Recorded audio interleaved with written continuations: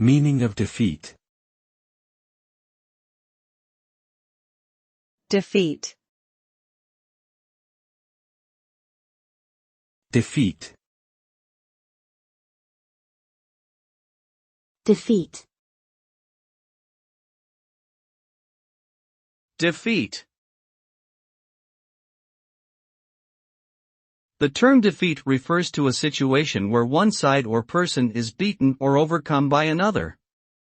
It typically implies that there was some sort of conflict, whether physical, intellectual, or emotional, that resulted in a clear winner and loser.